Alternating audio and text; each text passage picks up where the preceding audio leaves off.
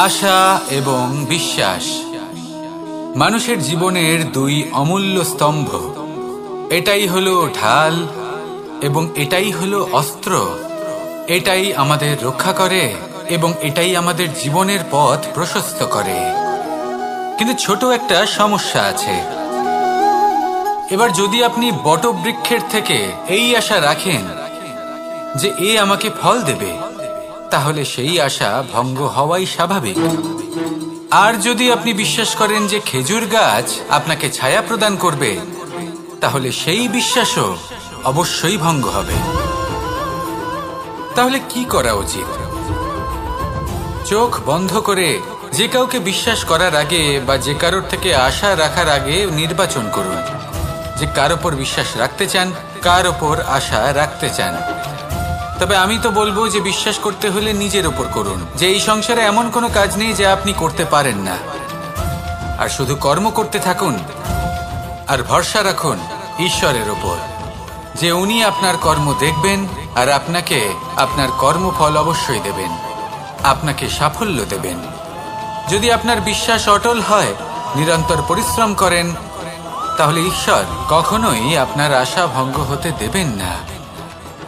আসুন আর আমার সাথে ভালোবেসে বলুন, রাধা রাধা।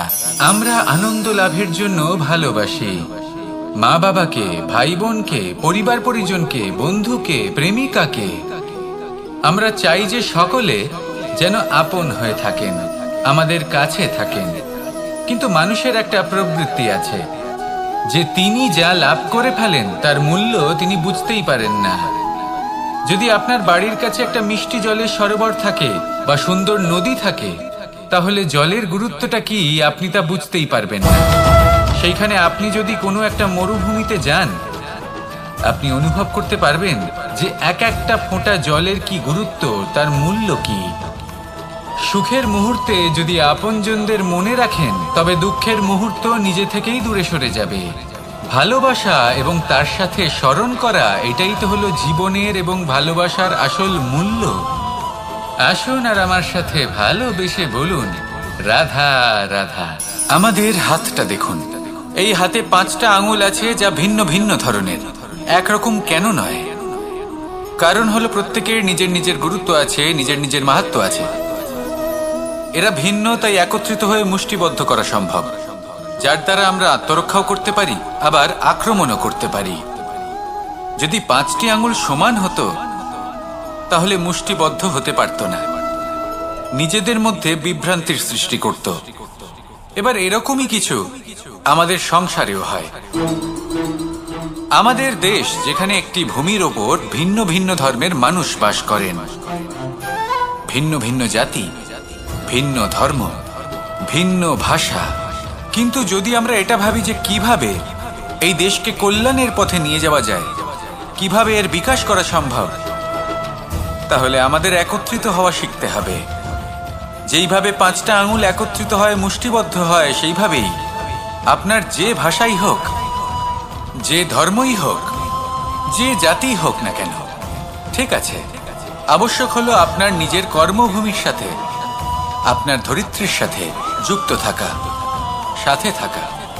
তবেই দেশের উন্নয়ন সম্ভব, তবেই এই দেশ স্বতন্ত্র থাকবে, সফল হবে, আর এই মন প্রসন্ন হয়ে বলবে, রাধা রাধা। খেলা খেলতে কে না ভালোবাসেন? আমরা প্রত্যেকেই যখন সময় পাই, সুযোগ পাই, তখনই আমরা কোনো খেলা খেলি। খেলার সময় 2 ধরনের মানুষ ওখানে থাকেন, 1 যারা অংশগ্রহণ করেন, আর 2 যারা দেখতে থাকেন, যারা দর্শক হয়ে দেখেন, যারা নিজের পক্ষের বিজয়ের ফলে উচ্ছ্বসিত হয়ে থাকেন, পরাজয়ের ফলে শোক পালন করেন, পরামর্শ দিয়ে থাকেন। আর বিজয়ী কে হন? বিজয়ী তিনি হন যিনি অংশগ্রহণ করেন। নির্বাচন আপনাকে করতে হবে, আপনি কি করতে চান? আপনি কি খেলোয়াড় হতে চান, নাকি আপনি দর্শক হতে চান? যদি আপনি বিজয়ের আনন্দ লাভ করতে চান, সেই রোমাঞ্চ অনুভব করতে চান, তাহলে খেলতে হবে, ময়দানে আপনাকে নামতেই হবে। পরাজয়ের সম্ভাবনার ভয়ের সাথে আপনাকে লড়াই করতেই হবে, বিপক্ষের আহ্বানকে স্বীকার করতেই হবে, খেলোয়াড় হয়ে উঠতে হবে। তবেই এই বিজয়ের সম্ভাবনা থাকবে। আসলে কি, দর্শক হয়ে পরামর্শ দেওয়া অত্যন্ত সহজ, ময়দানে নেমে অংশগ্রহণ করা অত্যন্ত কঠিন। আর এখানে যেটা সহজ তা আপনাকে বিজয়ের পথে কখনোই নিয়ে যাবে না। আসুন আমার সাথে ভালোবেসে বলুন, রাধা রাধা। এই সংসারে এমন কখনোই হবে না যে আপনি কিছু একটা করলেন কিন্তু তার মূল্য আপনাকে দিতেই হলো না। যে কোনো কাজের জন্য, যে কোনো কর্মের জন্য আপনাকে মূল্য দিতেই হবে। প্রকৃতিও আমাদের এটাই শেখায়। আকাশে দেখুন সূর্যকে, প্রত্যেকদিন আমাদের প্রকাশ প্রদান করেন। এনাকে সূর্য নারায়ণ বলা হয়। ইনি কি মূল্য প্রদান করেন? নিজে জ্বলতে থাকেন। ধরিত্রী মাতা, এই ভূমি, ইনি কি মূল্য প্রদান করেন? প্রহার সহ্য করেন। আমরা এই ধরিত্রীতে প্রহার করে মাটি খুঁড়ে তাতে বীজ বপন করি, তবেই আমরা অন্ন লাভ করি, তবেই ফসল পাই। জীবনে যদি আপনাকে সফল হতে হয়, সম্মান পেতে হয়, যশ পেতে হয়, তাহলে আপনাকে মূল্য দিতেই হবে। যদি আপনি সাফল্য লাভ করতে চান তাহলে দিন রাত আপনাকে ত্যাগ করতে হবে, যেখানে সমগ্র সংসার সন্তোষ অনুভব করছে আর আপনাকে করতে হচ্ছে পরিশ্রম। যদি আপনি সম্মান প্রাপ্ত করতে চান তাহলে আপনাকে সেই সুখ ত্যাগ করতে হবে যা সবার কাছে রয়েছে। যদি আপনি যশ লাভ করতে চান তাহলে নিজের অন্তরকে মেরে ফেলা আপনাকে শিখতে হবে, তবেই আপনি যশ লাভ করবেন। জীবনে শুধুমাত্র ধন মূল্যবান নয়, কিন্তু এই যে মূল্যের কথা আমি বলছি সেটা যদি আপনি দিতে পারেন তাহলে নিশ্চিত রূপে এটা আপনাকে আরো মূল্যবান করে তুলবে, নিশ্চিত রূপে গড়ে তুলবে। তাহলে এটাই করুন আর আমার সাথে ভালোবেসে বলুন, রাধা রাধা। মানুষের শরীর থেকে যা কিছু নির্গত হয় সবই পচনশীল, তা থেকে দুর্গন্ধ বেরোয়, একটা ঘৃণাবোধ জন্ম নেয়। আমাদের রক্ত হোক, অবশিষ্ট হোক, ঘাম হোক, নিঃশ্বাস হোক, আবার এমনকি যখন আমরা মনুষ্য শরীর ত্যাগ করি তারপরেও এই শরীরেও পচন ধরে, তার থেকে দুর্গন্ধ বেরোয়। কিন্তু বিষয়টা হলো এটা আমাদের হাতেই নেই। তাহলে আমাদের হাতে কি রয়েছে? আমাদের কর্ম, আমাদের উদ্দেশ্য আর আমাদের বাণী। যদি এইগুলো শুভ রাখেন তাহলে শুধু নিজে সুগন্ধিত থাকবেন না, এই সমগ্র সংসারকে সুগন্ধিত করে তুলবেন। কথায় আছে যে বাণীর থেকে অধিক মূল্যবান আর কিছুই নেই। সেই জন্য যে কোনো কথা বলার আগে নিজের শব্দকে নিজের মনের তুলাদণ্ডে মেপে দেখুন, তারপরে তার প্রয়োগ করুন। কখনো কখনো এমনও হতে পারে যে আপনার কথা কারোর জীবনে আশীর্বাদ হয়ে দাঁড়ালো, যার দ্বারা হয়তো সে শক্তি এবং প্রসন্নতা লাভ করলো। আবার এমনও হতে পারে যে আপনার কথা হয়তো কারোর মনে এমন আঘাত দিল, সে সেই আঘাত কোনোদিনও ভুলতে পারল না। আসুন আমার সাথে ভালোবেসে বলুন, রাধা রাধা। যদি আমি স্থির করি, যদি নিশ্চিত করি একটা মূর্তি গড়ে তুলব, আর কিছুক্ষণ সেই কাজটা করে আবার কিছুক্ষণ পরে বন্ধ করে দিই, আবার কিছুক্ষণের জন্য কাজটা করে আবার সেই কাজ বন্ধ করে দিই, আবার কিছুক্ষণের জন্য কাজটা করে বলি ক্লান্ত লাগছে, কিছুক্ষণের জন্য বিশ্রাম নিয়ে নিই, যদি এইভাবে আমি কাজটা করি তাহলে কি এই কাজ উচিত সময় এবং উচিতভাবে সম্পন্ন হবে? কখনোই নয়। শুধু তাই নয়, যে কোনো কাজ যদি পূর্ণ করতে হয়, উচিতভাবে করতে হয়, উচিত সময়ের মধ্যে করতে হয়, তাহলে প্রয়োজন সততার এবং অখণ্ড প্রচেষ্টা। সততা ছাড়া আপনি যে কাজই করুন না কেন, উচিত সময় তা সম্পূর্ণ হবে না, আর মনোবাঞ্ছিত ফল আপনি কখনোই পাবেন না। তাই যে কাজই আরম্ভ করুন না কেন সততার সাথে এবং অখণ্ড প্রচেষ্টার সাথে করুন, তখনই কর্ম এবং তখনই এই জীবন সফল হবে এবং এই মন প্রসন্ন হয়ে বলবে, রাধা রাধা। কেউ আমাকে মাখন চোর বলেন, কেউ বা আমাকে মুরলী মনোহর বলেন, কেউ আমাকে যুদ্ধ বিমুখ বলেন, কেউ বা আমাকে সুদর্শনধারী বলেন, কিন্তু আমি আসলে কে? আসুন, আজ আমি আপনাকে আমার আসল পরিচয় জানাবো। বাড়িতে সুস্বাদু মাখন থাকা সত্ত্বেও গোপীদের কাছে সুমধুর ভালোবাসাপূর্ণ বকুনি খাওয়া যে ভালোবাসে, সেই হলো কৃষ্ণ।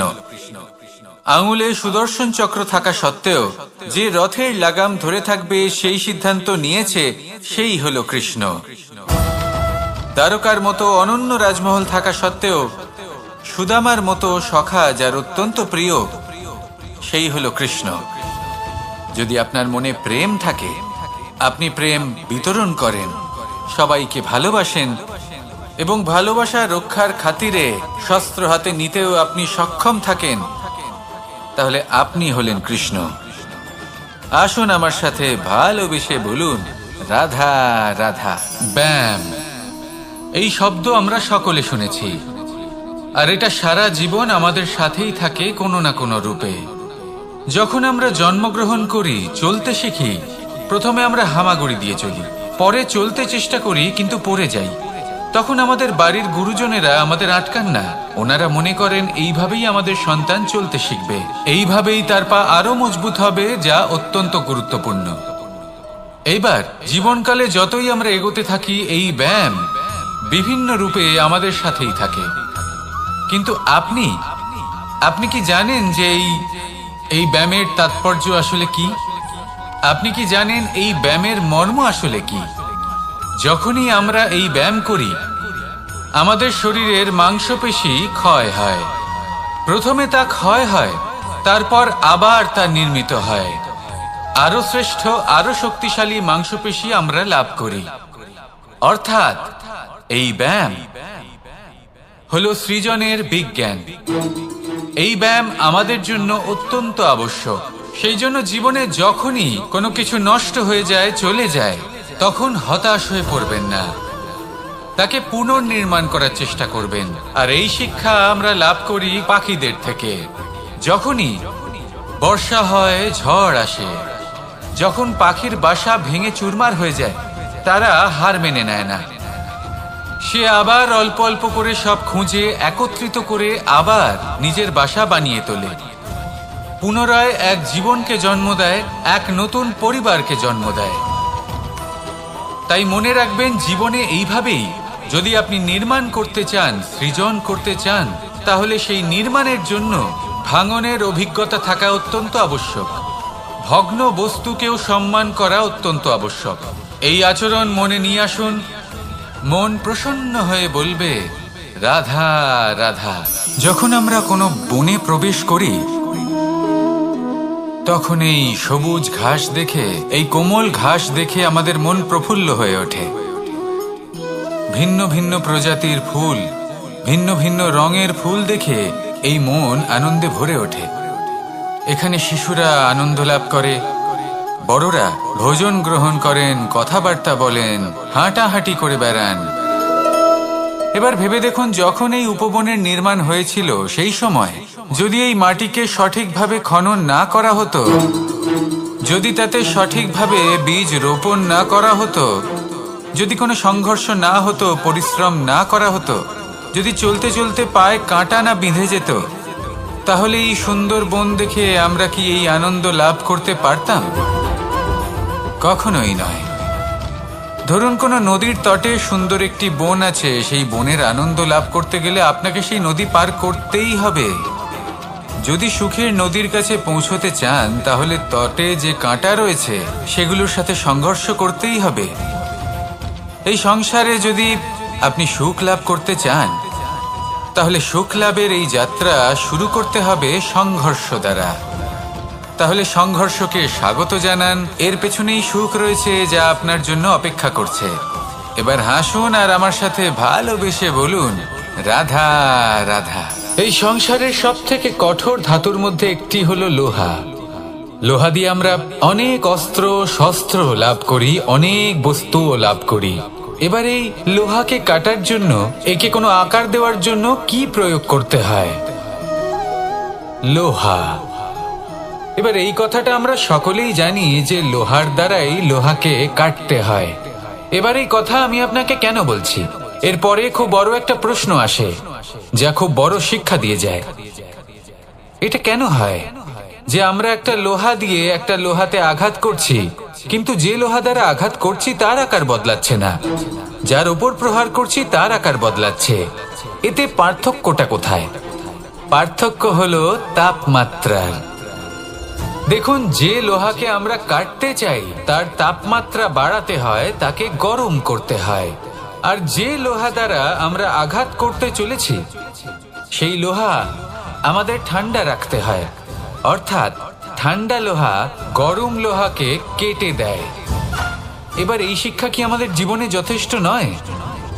আমাদের জীবনে অনেক সমস্যা আসতে পারে, কিন্তু আমাদের এই বিষয়ে বিশেষ খেয়াল রাখতে হবে যে আমাদের মনকে আমরা যেন ঠান্ডা রাখি, এই মস্তিষ্ককে শান্ত রাখতে হবে। যদি আমরা ক্রোধ বা ঈর্ষার আগুনে জ্বলতে থাকি, বিদ্বেষের আগুনে জ্বলতে থাকি, তাহলে আমরাও সেই লোহার মতোই হয়ে যাব যার তাপমাত্রা অত্যন্ত বেশি। তখন যে কেউ এসে আমাদের বিচ্ছিন্ন করে চলে যাবে। মনে রাখবেন, যিনি যত বেশি স্থির বুদ্ধির অধিকারী, যিনি হলেন সব থেকে বেশি শান্ত, তিনি হলেন সব থেকে বেশি বলশালী। তাহলে শান্ত থাকুন আর আমার সাথে ভালোবেসে বলুন, রাধা রাধা। বড়ই অদ্ভুত ব্যাপার। একটি পাথরের প্রতিমা যখন মন্দিরে স্থাপিত হয় তখন তা আমাদের কাছে ভগবান সম হয়ে দাঁড়ায়। কিন্তু যখন একজন জীবিত মানুষ মন্দিরে গিয়ে থাকেন তখন তার শরীর, মন, আত্মা সেই সব পাথর সম হয়ে দাঁড়ায়। কিন্তু এমনটা আমি ঠিক কেন বললাম ভেবে দেখুন। মানুষ এটা চান যে কোনো পরিস্থিতি, যে কোনো স্থানেই তার বিজয় হোক, কিন্তু এখানে এসে সে পরাজিত হয়। এরকম ঠিক কেন হয়? সমস্ত খেলা হলো ভাবনা চিন্তার, বিচারধারার, দৃষ্টিভঙ্গির, উত্তরদায়িত্বের খেলা। পাষাণের এই প্রতিমা, তার একটি উত্তরদায়িত্ব আছে, আশা ধরে রাখার দায়িত্ব। সেই আশা জানিয়ে মানুষ মন্দিরে আসেন। তেমনি মানুষের একটি উত্তরদায়িত্ব আছে যেটা সে ভুলে যায়। আর সেই উত্তরদায়িত্ব হলো এটা, যে মন্দিরে যে ভগবানকে সে প্রসন্ন করতে যাচ্ছে তাকে সে তখনই খুঁজে পাবে যখন পূর্ণরূপে সে সমর্পিত থাকবে। যদি মনে সমর্পণের ভাব না থাকে তাহলে ভগবান কখনো প্রসন্ন হবেন না। নিজের উত্তরদায়িত্ব বোঝার বদলে মানুষ শুধু একটা অনুষ্ঠান পালন করেন। যেমন ফুলের একটা মালা অর্পণ করেন আর সেই কারণেই তিনি পরাজিত হন। আপনি ফুলের মালা অর্পণ করুন, প্রসাদ অর্পণ করুন, কিন্তু মনের মধ্যে পূর্ণ সমর্পণের ভাব থাকা প্রয়োজনীয়। তবেই আপনি মন্দিরে গিয়েও প্রাণবন্ত হয়ে থাকতে পারবেন, তবেই ঈশ্বরকে প্রসন্ন করতে পারবেন। আসুন আমার সাথে ভালোবেসে বলুন, রাধা রাধা। সময় এবং ধন, একটা যা প্রকৃতি আমাদের দান করেন আর একটা যা আমরা নিজেরা অর্জন করি। কিন্তু যখন হারিয়ে ফেলার প্রসঙ্গ আসে তখন আমরা এই দুই একসাথে হারিয়ে ফেলি।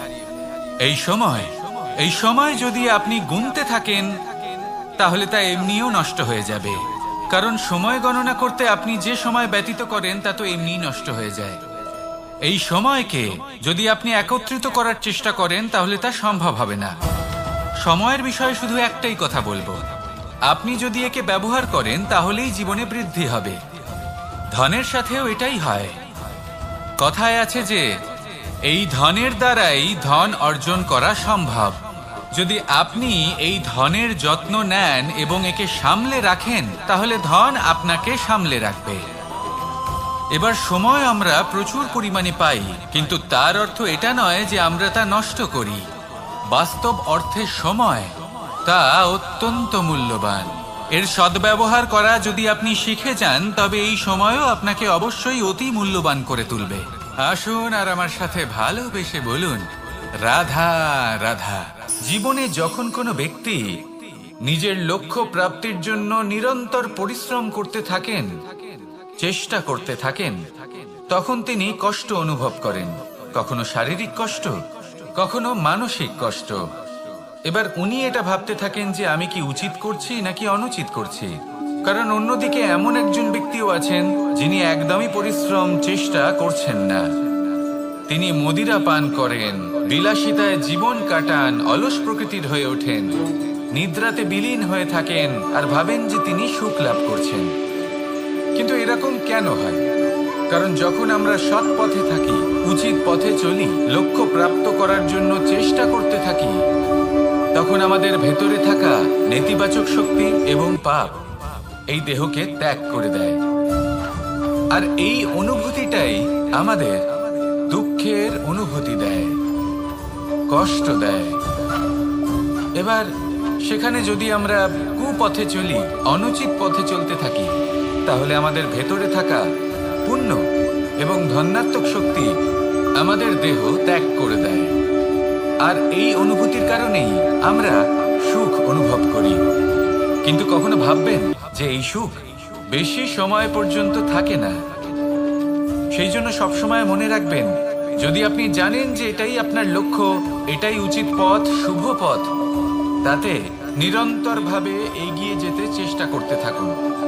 এই কষ্ট আপনাকে সুখের পরাকাষ্ঠায় কখন পৌঁছে দেবে তা আপনি জানতেই পারবেন না। আসুন আমার সাথে ভালোবেসে বলুন, রাধা রাধা।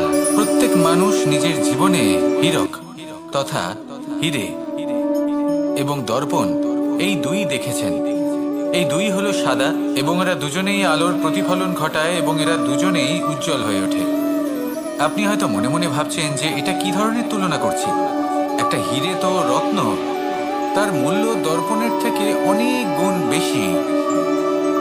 কিন্তু হীরে থাকাতে দর্পণের মূল্য কিন্তু কোনো অংশে কমে যায় না, তাই না?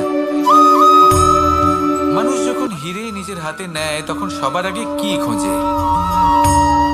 দর্পণ, যাতে তার মধ্যে দিয়ে দেখে সে বুঝতে পারে যে সেই হীরে আদৌ তার শোভাবর্ধন করছে কিনা, তাকে ভালো দেখাচ্ছে কিনা, প্রসাধনের জন্য সেটা ব্যবহার করা ঠিক হবে কিনা। অর্থাৎ হীরের উপস্থিতিতে দর্পণের গুরুত্ব কম হলো না, দর্পণের কারণে হীরের মূল্য বোঝা গেল। আমাদের জীবনেও ঠিক এরকমই ঘটে। আপনারা যদি সংসারে নিজের আশেপাশে দেখেন, এমন অনেক মানুষ দেখতে পাবেন যারা নিজেদের ক্ষেত্রে মহান স্থানে পৌঁছেছেন, নিপুণ এবং শ্রেষ্ঠ হয়েছেন। আর তাদের মধ্যে আপনার নিজের মনে হয় যেন আপনি হলেন দর্পণ। নিজেকে ছোট মনে করবেন না। আপনার মূল্য কম হচ্ছে না, আপনার নিজস্ব মূল্য আছে। আর যদি আপনার অস্তিত্ব না থাকে তাহলে ওনাদের অস্তিত্বের মূল্য সংসার বুঝতেই পারবে না। জীবনে সবসময় চেষ্টা করবেন যাতে আপনি আরো বেশি শ্রেষ্ঠ হয়ে উঠতে পারেন। আপনি নিজে যে স্থানে আছেন সেটাকে ছোট মনে করবেন না, তারও নিজস্ব একটা মূল্য আছে। যদি আপনি হীরে হয়ে থাকেন তাহলে অহংকার করবেন না, যদি আপনি দর্পণ হয়ে থাকেন তাহলে নিজেকে ছোট মনে করবেন না। আসুন আর আমার সাথে ভালোবেসে বলুন, রাধা রাধা। মানুষ জন্মগ্রহণ করে, তার সাথে ভয়েরও জন্ম হয়। ছোটবেলা থেকেই আমাদের মনে কোনো না কোনো প্রকারের ভয় থেকেই যায়। কেউ এই বিষয়ে ভয় পায় যে তার কোনো বস্তু তার থেকে দূরে চলে যাবে। কেউ এই বিষয়ে ভয় পায় যে আমি নিজেকে হারিয়ে ফেলব। কেউ এই ভেবে ভয় পায় যে আমার প্রিয়জনেরা তারা যেন আমার থেকে দূরে না চলে যায়। কেউ এই ভেবে ভয় পায় যে আমরা যেন পথ না হারিয়ে ফেলি, আদি ইত্যাদি। কিন্তু সত্যি কথা বলতে ভেবে দেখুন, এই ভয় বাস্তবে কি? শুধুই একটা মনস্থিতি, আর কিছুই নয়। যা কিছু আপনি জীবনে পেয়েছেন তা একদিন আপনাকে হারাতে হবে। এই জীবন হলো আপনারই, কিন্তু তাও একদিন সমাপ্ত হবে। তাই ভয় পেয়ে কি লাভ? এই ভয় শুধু আপনাকে জীবন যাপন করা থেকে বাধা দিচ্ছে, আর কিচ্ছু নয়। পথ হারিয়ে ফেললেই বুঝতে পারবেন যে নতুন পথ কিভাবে বানাতে হয়। কিছু মানুষকে জীবন থেকে হারালে তবেই আপনি বুঝবেন যে আপনার আপনজনকে। এই ভয়ের কারণে ভীত হয়ে থাকবেন না। এই তারা নক্ষত্র অন্ধকারের অভাবে গুরুত্ব হারায়। শিবকেও মহাদেব হওয়ার জন্য বিষপান করতে হয়েছিল। প্রত্যেক পরিস্থিতি, প্রত্যেক সাফল্য আপনার পরীক্ষা নেবে, তাতে উত্তীর্ণ হওয়া হলো আপনার কর্ম। যখনই আপনি ভয় পাবেন বা সংকটের সম্মুখীন হবেন, তখন সাহসের সাথে তার সম্মুখীন হন। মনে রাখবেন, যে সম্মুখীন হতে জানে সাফল্য তার সাথে সবসময় থাকে। আসুন আর আমার সাথে ভালোবেসে বলুন, রাধা রাধা।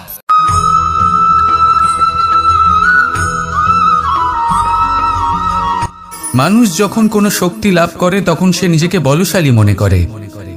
শক্তি লাভ করলেই তার মধ্যে অহংকার চলে আসে, অভিমান চলে আসে। তার কারণ হলো সে একটা সহজ কথা বুঝতেই পারে না।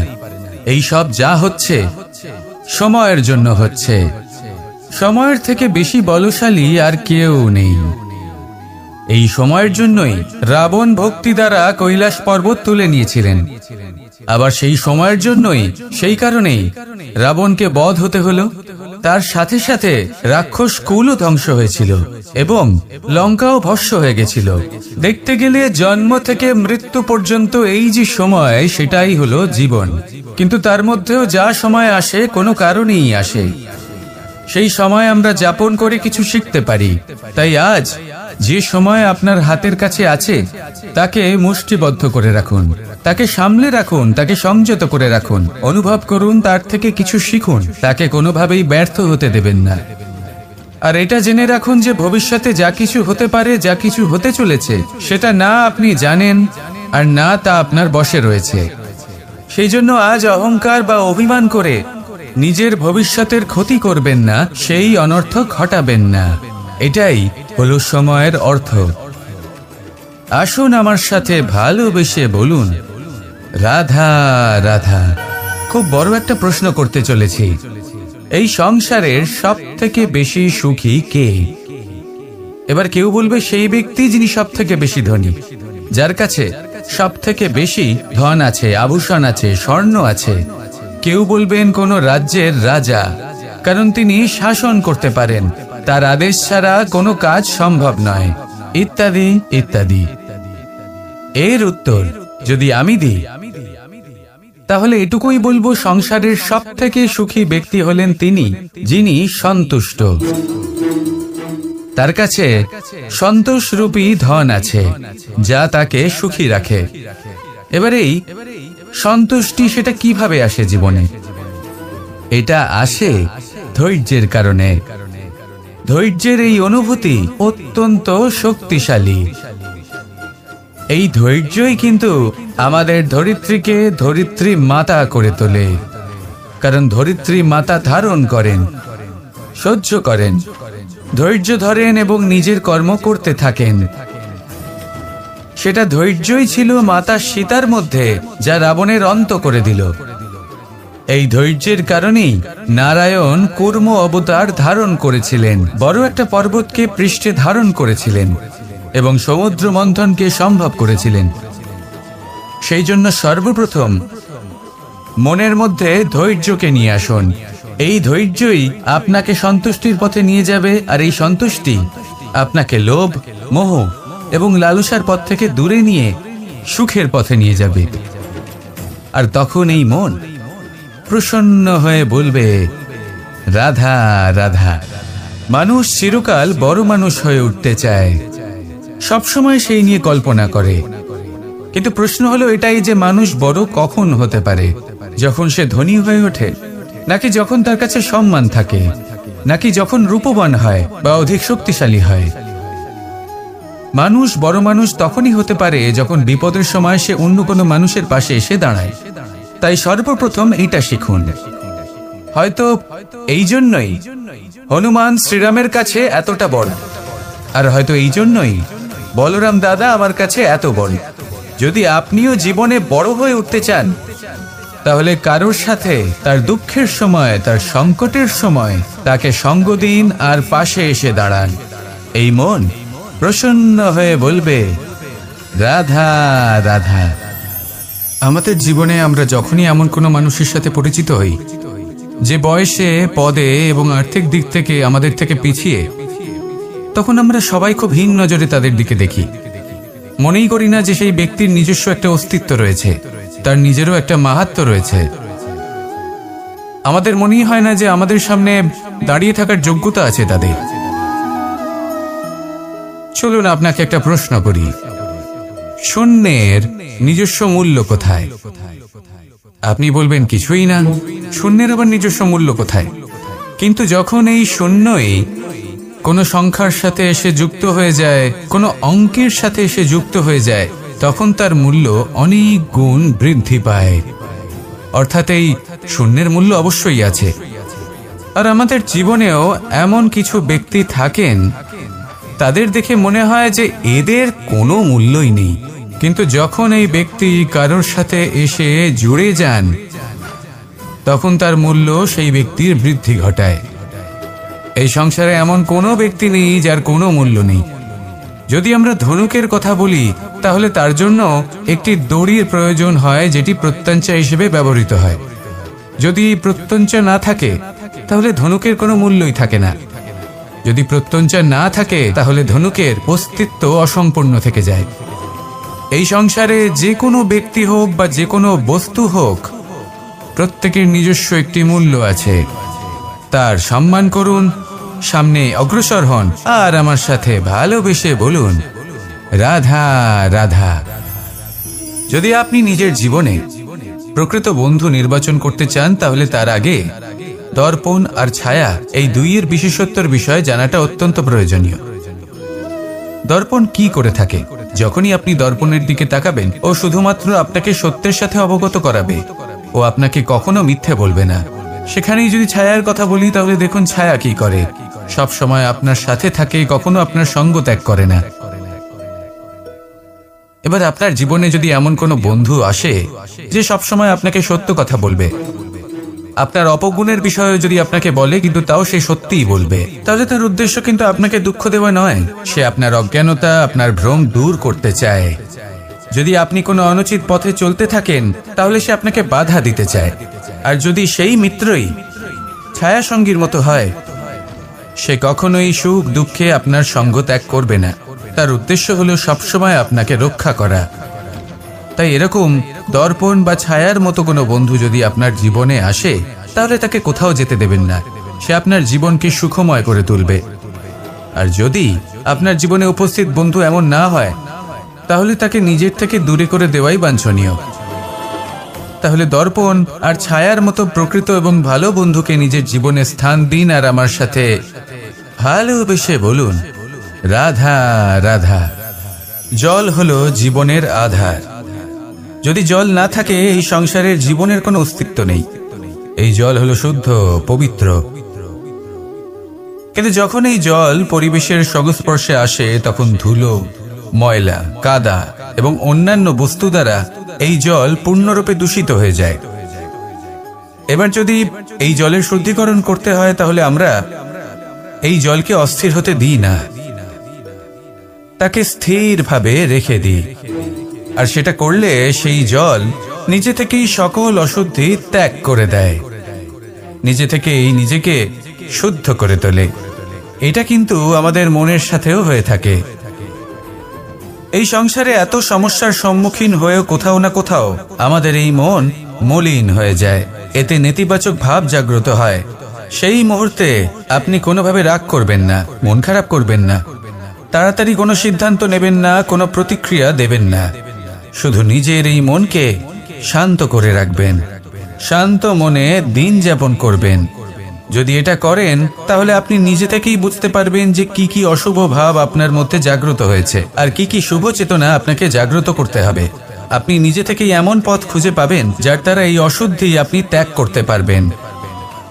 আসুন আমার সাথে ভালোবেসে বলুন রাধা রাধা। প্রারম্ভ শূন্যের দ্বারা হয়ে থাকে, তা সে ব্রহ্মাণ্ডই হোক, পৃথিবী হোক, আদি ইত্যাদি হোক। সবাই নিজের অস্তিত্ব শূন্য থেকে লাভ করে। এই শূন্য যার নিজের কোনো অস্তিত্ব নেই, কিন্তু সে সকলকে অস্তিত্ব দান করে থাকে। আমাদের এই শূন্যের মতো হতে হবে। যে আমাদের সাথে যুক্ত হবে তাদের অস্তিত্ব অনেক বেশি প্রখর হবে, বিশাল হবে, শ্রেষ্ঠ হবে। কিন্তু যেই আমরা তাদের থেকে দূরে যাব তারা আমাদের উপস্থিতির আভাস পাবে, আমাদের গুরুত্ব বুঝতে পারবে। শূন্যই হলো সূত্রপাত, শূন্যই হলো সমাপ্তি। শূন্যকে কেউ যতই ছোট মনে করুক, কিন্তু এই শূন্য অত্যন্ত গুরুত্বপূর্ণ। তাই এই শূন্যের মতো হয়ে উঠুন আর আমার সাথে ভালোবেসে বলুন রাধা রাধা। এই জীবন আসলে কি? আমরা কারা? আমাদের অস্তিত্ব আসলে কি? পঞ্চতত্ত্ব দ্বারা নির্মিত আমাদের এই শরীর, আর এর মধ্যে পরমাত্মার একটি অংশ আত্মারূপে বসবাস করে। আর যখন এই জীবন সমাপ্ত হবে তখন আমাদের আবার এই পঞ্চতত্ত্বের মধ্যে বিলীন হয়ে যেতে হবে। এটাই সত্য। এবার অনেক মানুষ আছেন এমন অনেক চেষ্টা করতে থাকেন এমন কর্ম করার যাতে এই সংসার তাদের চিরস্মরণীয় করে রাখবে। কিন্তু এই জীবন আসলে কি? সেই সময় যখন আমরা নিঃশ্বাস নিই, আমাদের হৃদস্পন্দন হয়, আমরা যে মুহূর্তগুলো যাপন করি, এবার এই মুহূর্তগুলিতে আমরা কি করব সেটা অত্যন্ত গুরুত্বপূর্ণ। আমরা কি অহংকার করব নাকি পরোপকার করব? এই সৃষ্টিকে বেঁধে রাখার চেষ্টা করব নাকি নিজেকে উন্নত করে তোলার চেষ্টা করব? এটাই শিক্ষা যে বল হোক বা কায়া, এর প্রতি আমাদের না অহংকার করা উচিত আর না মোহ।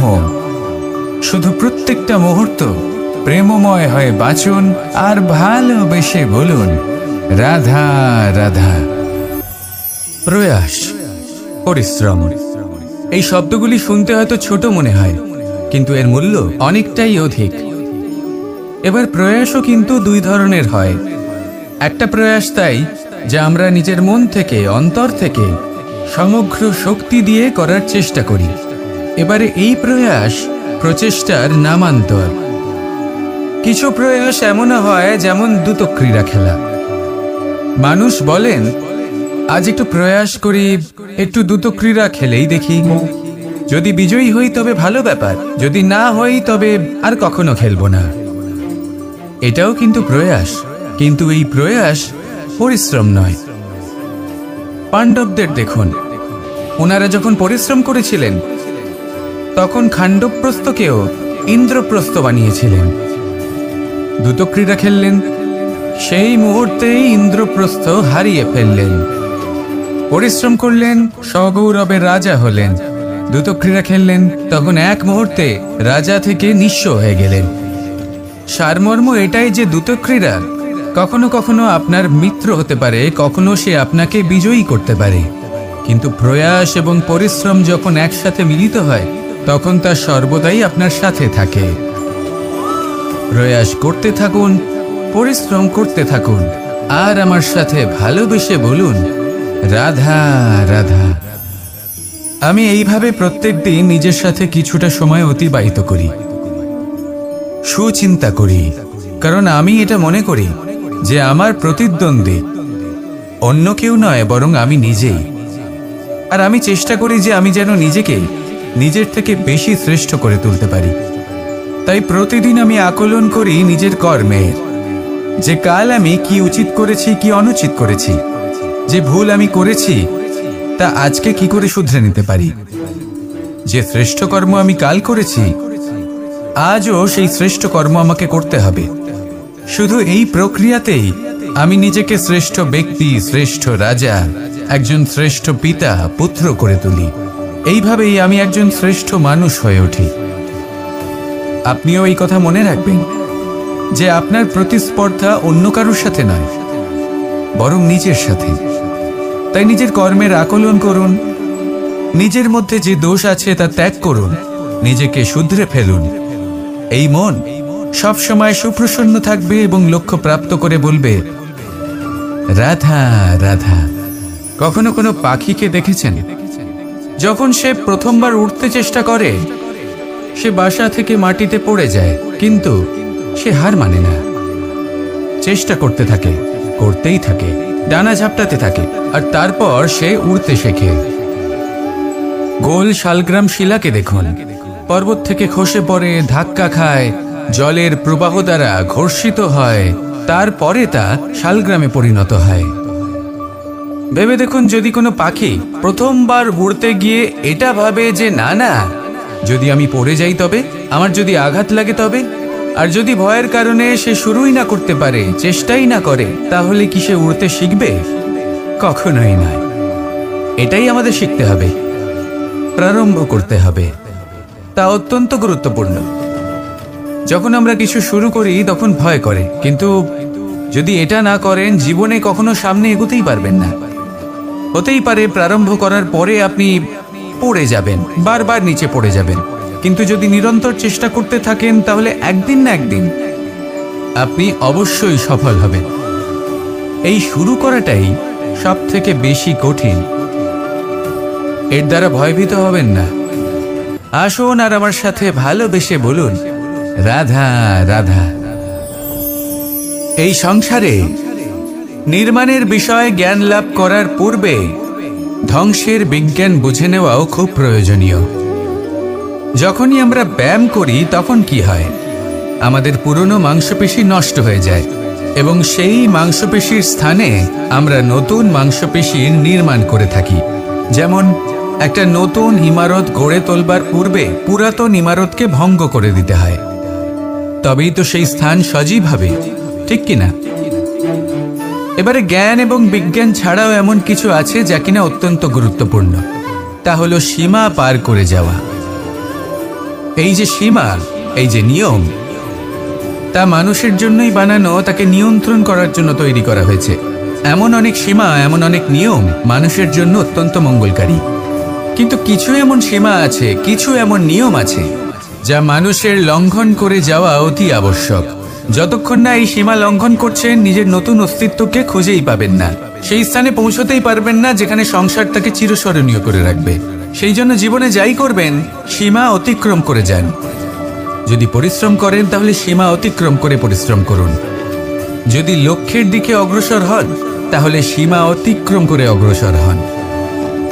কোনো সীমারেখা যাতে না থাকে, সেই সর্বোচ্চ স্থান দেখুন এবং অগ্রসর হন। এই সংসারে অগ্রসর হওয়ার জন্য এই সীমারেখা বুঝে নেওয়া এবং তা অতিক্রম করার জ্ঞান লাভ করা প্রয়োজনীয়। আসুন আমার সাথে ভালোবেসে বলুন, রাধা রাধা। জ্যোতিষ একটা বিদ্যা, এ হলো একটা বিজ্ঞান।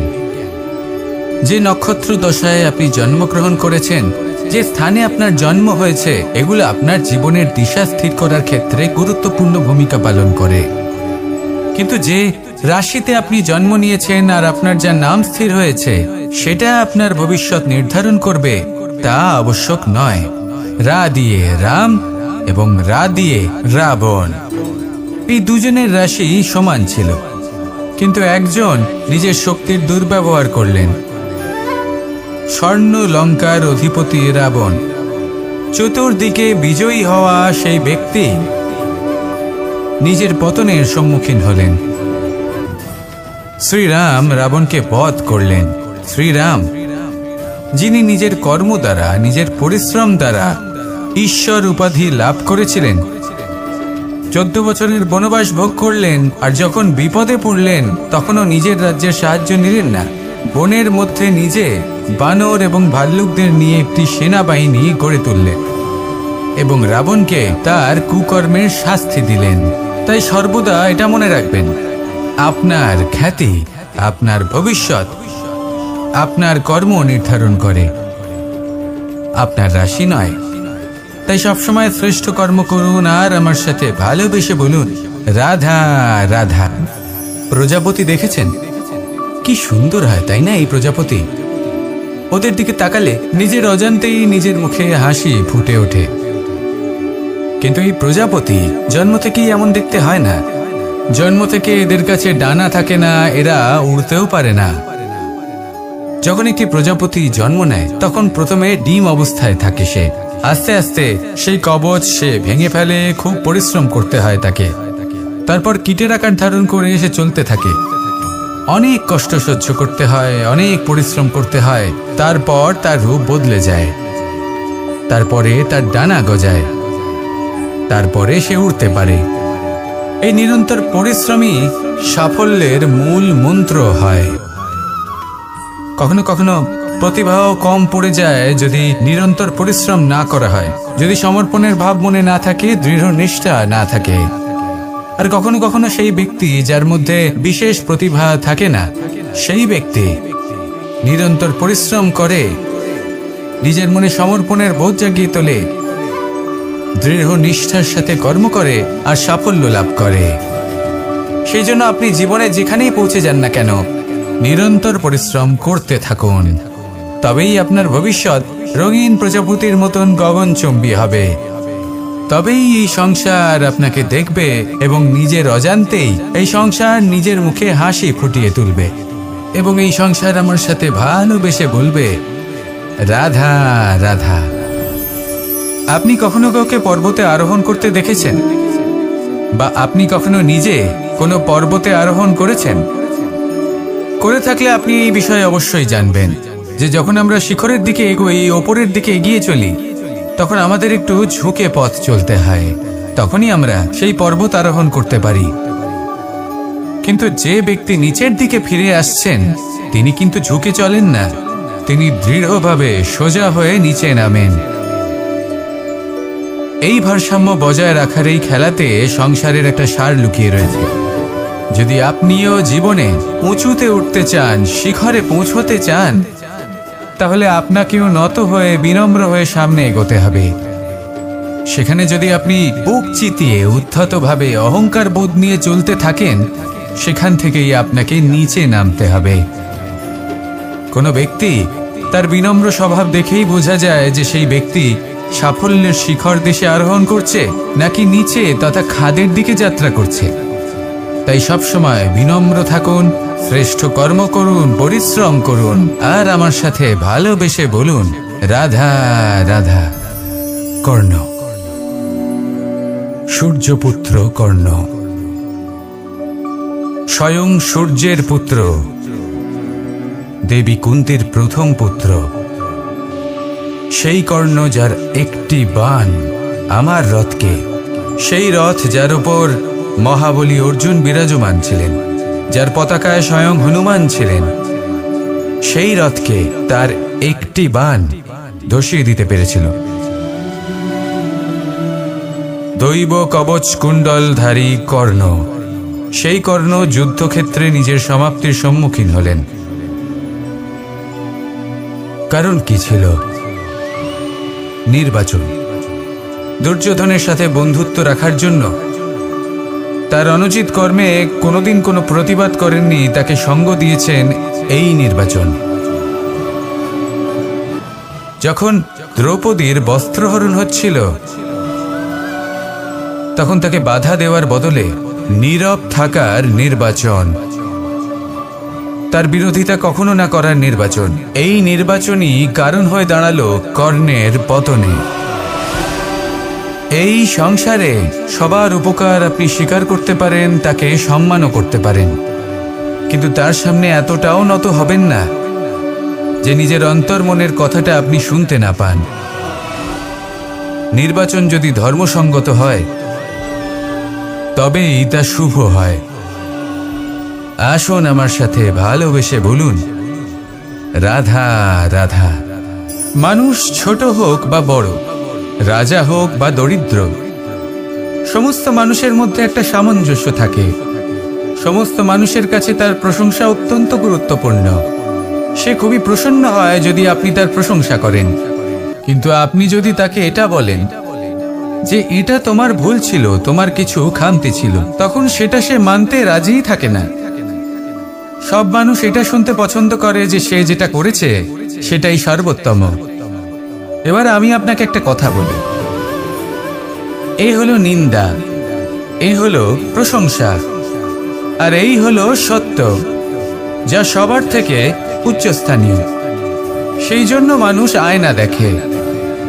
আয়না তাকে তার সৌন্দর্য দেখায় না, তাকে দেখায় যা সত্য, যাতে মানুষ আরো সুন্দর হওয়ার চেষ্টা করতে থাকে। তাই আয়না অত্যন্ত গুরুত্বপূর্ণ সত্যকে জানার জন্য। জীবনে নিন্দুকের মাহাত্ম্য প্রশংসকের মাহাত্ম্যের থেকে অনেক বেশি। কেন? কারণ তারা আপনাকে আপনার খামতি দেখায়, আপনার ভুলগুলো বুঝিয়ে দেয়, আপনাকে একটা সুযোগ দেয় নিজেকে শুধরে নিতে, নিজেকে আরো শ্রেষ্ঠ করে তুলতে, যা প্রশংসক করতে পারে না। তাই জীবনে যদি কখনো নিন্দা করা হয়, তাকে ভালোবেসে গ্রহণ করুন, ধন্যাত্মক রূপে গ্রহণ করুন। যদি নিজেকে কোনো শিক্ষা দেওয়া সম্ভব হয় তাহলে অবশ্যই দিন। দেখবেন মন প্রসন্ন হয়ে বলবে, রাধা রাধা। জীবনে কখনো সাফল্য আসে, আবার কখনো অসফলতা, কখনো আশা পাওয়া যায়, কখনো নিরাশা, কখনো জয় লাভ করি, আবার কখনো পরাজয়। এর পেছনের কারণটা জানা অত্যন্ত প্রয়োজনীয়। যদি আমি পরাজয়ের কথা বলি, যখনই আমরা পরাজয় লাভ করি আমরা ভাবতে থাকি যে এমন কেন হলো? আমাদের শত্রু কি বেশি শক্তিশালী ছিল, নাকি আমাদের নীতিতে কোনো খামতি ছিল? এই সমস্ত কারণের পেছনে খুব বড় একটা কারণ থাকে, আর সেই কারণ আমাদের অন্তরে সুপ্ত থাকে। ধরে নিন একটা পথ, তাতে আপনি চলছেন, সেই পথ কাঁটায় পরিপূর্ণ, কিন্তু আপনি পাদুকা পরে রয়েছেন আর আপনি হেঁটে সামনে এগিয়ে যান। এবার এমন একটা পথ এলো যা পুষ্পে ঢাকা, আর আপনি পাদুকা পরে রয়েছেন, কিন্তু আপনার পাদুকাতে একটা পাথর আটকে গেল। তখন দু পা হাঁটাও খুব কঠিন হয়ে পড়ে। এই সংসারের যে কোনো শক্তি আপনাকে পরাস্ত করার পূর্বে আপনি জানেন কে আপনাকে পরাস্ত করতে পারে? আপনার অন্তরের দুর্বলতা, আপনার অন্তরের সেই সুপ্ত শত্রু। আর সেই জন্য ইতিবাচক মনোভাব গুরুত্বপূর্ণ হয়ে পড়ে। ভালো মানুষদের সাথে থাকুন, সৎসঙ্গে থাকুন, বন্ধুত্ব করুন, ভালোবাসুন। এই ভালোবাসা এত শক্তিশালী এক অস্ত্র যাকে ব্রহ্মাস্ত্র পরাস্ত করতে পারে না। এই সমস্যারূপী পাথর কিছুই নয়। আসুন আমার সাথে ভালোবেসে বলুন, রাধা রাধা। মানুষের দুটো রূপ রয়েছে। এক, আমাদের এই মুখ যা শুধুই চোখে দেখা যায়, আর দ্বিতীয় আমাদের এই মন যা শুধুমাত্র অন্তরাত্মা দ্বারা দেখা যায়। এবার আমাদের এই মুখ তা ঈশ্বর সকলকেই আগে থেকেই প্রদান করেছেন, কিন্তু এই মন কেমন হবে তা আমাদের জীবনের অনুভূতি এবং আমাদের জীবনের লক্ষ্য এগুলি সুনিশ্চিত করে। অর্থাৎ নেত্র দিয়ে দেখা যায় আমাদের এই মুখ, তা শুধুই এই কারণে প্রয়োজন যাতে সংসার আমাদের দেখতে পায়, আমাদের চিনতে পারে। কিন্তু যদি এই সংসারে আপনি প্রকৃত অর্থে মান সম্মান লাভ করতে চান, তাহলে নিজের অন্তরাত্মাকে আপনাকে বিকশিত করতেই হবে। দেখুন, কথায় আছে এই যে অসুর, তা শারীরিকভাবে উপস্থিত নয়, তা মনের মধ্যে থাকে। যদি এই মন থেকে অসুরকে বের করে দেওয়া যায়, তাহলে শরীরে তা উপস্থিত থাকবেই না। তাই মনকে শুদ্ধ করুন আর আমার সাথে ভালোবেসে বলুন, রাধা রাধা। মানুষ যখনই একে অপরের সামনে নিজেদের হৃদয়ের ভাবনা প্রকাশ করে, তখন এক অত্যন্ত প্রভাবশালী মাধ্যম তারা ব্যবহার করে, যাকে ভাষা বলা হয়। এবার আমি দেখেছি যে একজন মানুষ অনেকগুলো ভাষাতেই নিপুণ। আমি এটাও দেখেছি যে মানুষ অনেকগুলো ভাষায় কথা বলে, কখনো কখনো অনেক ভাষা মিলিত করে তার প্রয়োগ করে, উচিত প্রকারে তাকে ব্যবহার করে না, না সেটাকে সম্মান করে, আর না ভাষাকে শুদ্ধ রাখে। আর এটা হলো অনুচিত। যদি ভাষাকে শুদ্ধ রাখেন, তাহলে ভাষা আপনার চরিত্রকে শুদ্ধ রাখবে, তা আপনার একাগ্রতা বাড়িয়ে তুলবে। এই প্রত্যেক ধ্বনিকে অনুভব করে যদি আপনি শব্দের উচ্চারণ করেন, ভাষাকে প্রয়োগ করেন, তাহলে আপনিও আনন্দ পাবেন, আর যিনি শুনছেন সেই ব্যক্তির কানেও মধুর শব্দ বাজবে। তাই মনে রাখবেন, যে ব্যক্তি ভাষার পবিত্রতাকে সম্মান করে, তাকে সংসারও সম্মান করে। ভাষাকে শুদ্ধ এবং পবিত্র রাখুন, তাহলে ভাষা আপনার চরিত্রকেও শুদ্ধ এবং পবিত্র রাখবে। আর এই মন সুপ্রসন্ন হয়ে বলবে, রাধা রাধা। এ হলো রামায়ণের সময়কালের কথা। সেতু নির্মাণ করার কাজ চলছিল। সমস্ত বানর সেনা এই কাজে নিযুক্ত হয়েছিলেন। বড় বড় পাথর তুলে নিয়ে এই বানর সেনা সমুদ্রে ফেলছিলেন। এই কাজ চলছিল। এমন সময় ছোট্ট একটা কাঠবিড়ালি এলো। ছোট ছোট মাটির ডেলা হাতে নিয়ে সাগরের কাছে যাচ্ছিল, আর বড় বড় পাথরের পাশে রেখে দিচ্ছিল, যথাসম্ভব সেখানে রেখে আসছিল। সারা দিন ধরে সে এই পরিশ্রম করেই যাচ্ছিল। এবার শ্রীরাম তার এই কাজ দেখতে পেলেন। সেই ছোট্ট কাঠবিড়ালিটিকে নিজের হাতে তুলে নিলেন এবং অত্যন্ত ভালোবেসে তার পিঠে হাত বুলিয়ে দিলেন।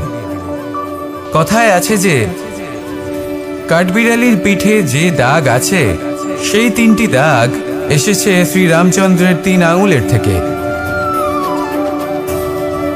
যে কাজ আপনি করছেন তাতে সমস্ত শক্তি প্রয়োগ করুন।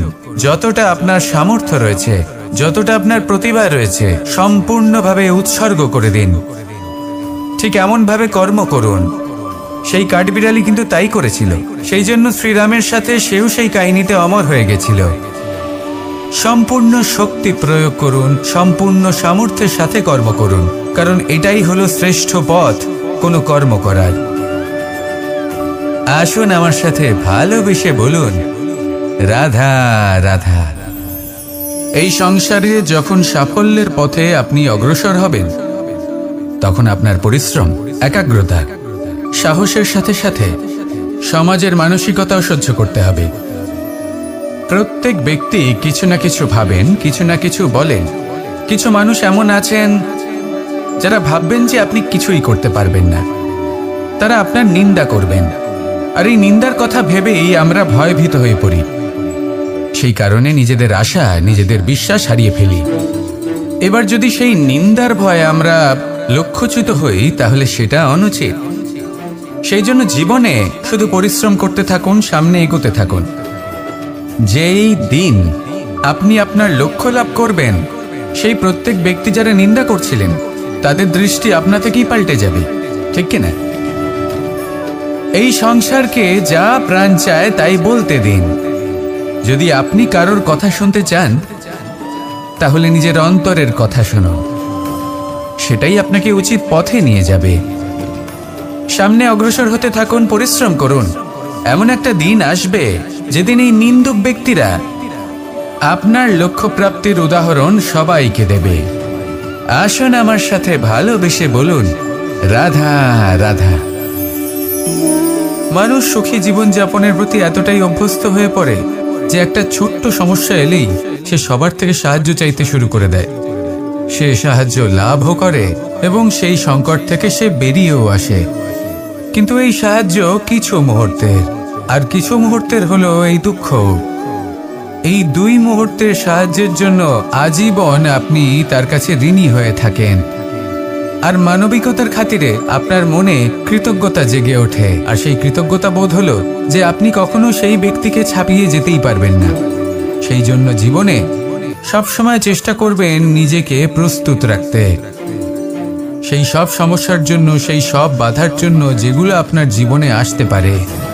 ততক্ষণ সাহায্য চাইবেন না যতক্ষণ না অন্য কোনো পথ না থাকছে। সাহায্য চাওয়া অনুচিত নয়, কিন্তু সাহায্য চাইলে এবং সাহায্য পেলে আপনি আজীবন কৃতজ্ঞ এবং ঋণী হয়ে থাকবেন। আর তারপর একদিন আপনি পরিবর্তন দেখতে পাবেন যে কিভাবে আপনি ছোট ছোট সমস্যার জন্য সাহায্য না চেয়ে বড় বড় সমস্যার সম্মুখীন হতে প্রস্তুত হয়ে গেছেন। এটাই হলো সংসারের নীতি। এটাই পালন করুন আর আমার সাথে ভালোবেসে বলুন, রাধা রাধা।